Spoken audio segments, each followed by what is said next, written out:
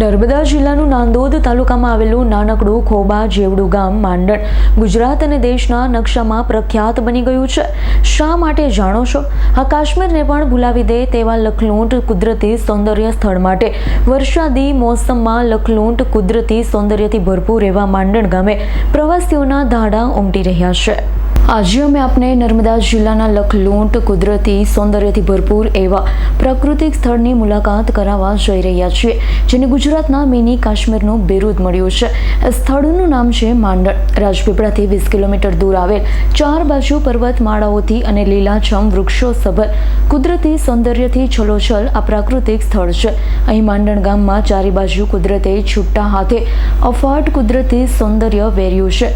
અહીં Karjan ડેમનું back water આવેલું છે, તેનું પાણી અહીં ચારે બાજુ પર્વતોની વચ્ચે ઘેરાયેલું છે। વચ્ચે નાના નાના ટાપુ જેવી ટેકરીઓ તથા ચારેય બાજુ લીલાછમ ડુંગરો આવેલા છે। અહીં બોટિંગ પણ થાય છે। હા, તો વાત કરીએ નર્મદા જિલ્લાની। નર્મદા જિલ્લો જંગલ અને પહાડી વિસ્તારથી ઘેરાયેલો છે। ચોમાસાની ઋતુમાં નર્મદા જિલ્લાના જંગલ અને પહાડી વિસ્તારમાં કુદરતી રીતે સૌંદર્ય અને આહ્લાદક વાતાવરણ બની જાય છે। અહીં આપોઆપ કુદરતી ઝરણા વહેવા માંડે છે। અહીં ચાર બાજુ લીલીછમ હરિયાળી જોવા મળે છે। ચોમાસામાં તો ધરતી લીલી ચાદર ઓઢી હોય તેવું લાગે છે।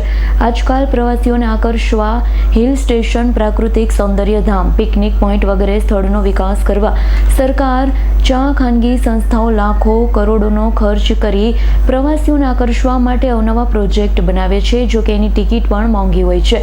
જો કે તેમ છતાં પ્રવાસીઓ પરિવાર સાથે માહોલ બદલવા પિકનિક પોઈન્ટ કે પ્રવાસન સ્થળની મુલાકાત લેતા આવતા હોય છે।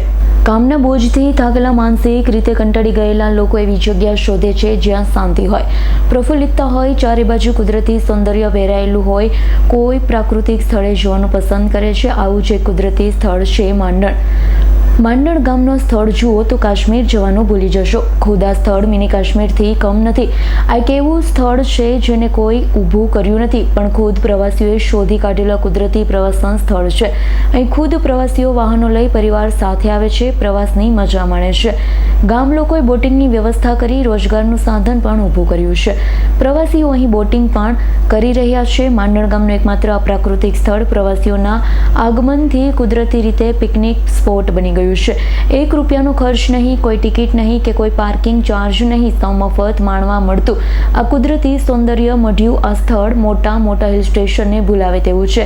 શુદ્ધ ઓક્સિજન વાળી તાજી હવા આપતી જગ્યા અને પ્રદૂષણ મુક્ત શાંત મનને પ્રફુલ્લિત કરે તેવું આ સ્થળ ગુજરાતના લાખો પ્રવાસીઓની પસંદગી બને ત્યારે એકવાર નર્મદાના માંડણ જવાનું હવે ના ભૂલતા। જો કે સરકાર કે વહીવટી તંત્ર અહીં આ પ્રવાસન સ્થળનો વિકાસ કરે તો ગુજરાતનું ઉત્તમ પ્રવાસન સ્થળ બની શકે તેમ છે। અહીં રહેવા, જમવા, ચા નાસ્તાની સુંદર વ્યવસ્થા કરવામાં આવે। પ્રવાસીઓ માટે વધુ આકર્ષણ ઊભું કરાય તો સ્ટેચ્યુ ઓફ યુનિટી પછી બીજું પ્રાકૃતિક પ્રવાસન સ્થળ બની શકે।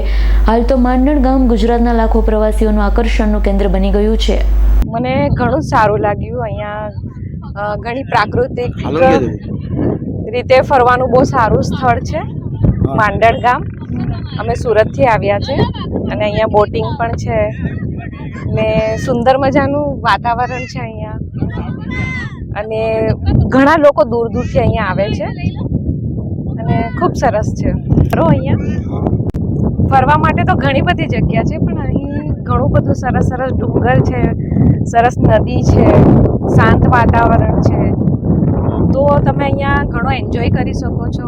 તમારું માઇન્ડ શાંત કરવું હોય, સારી મજા માણવી હોય તો તમે અહીં જરૂરથી આવો, તમારા ફેમિલી સાથે આવો। એ ખૂબ જ સરસ છે। શું નામ આપનું? મનાલી પટેલ। પહાડો હોય, સુંદર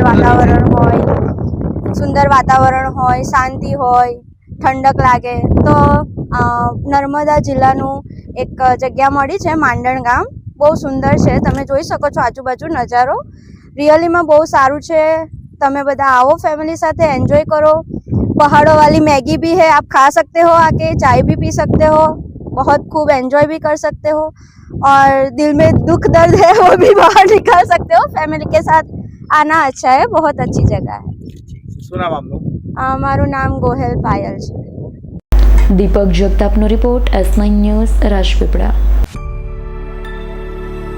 અમારી તમામ માહિતીથી અપડેટ રહેવા માટે જોડાયેલા રહો S9 ન્યૂઝ સાથે।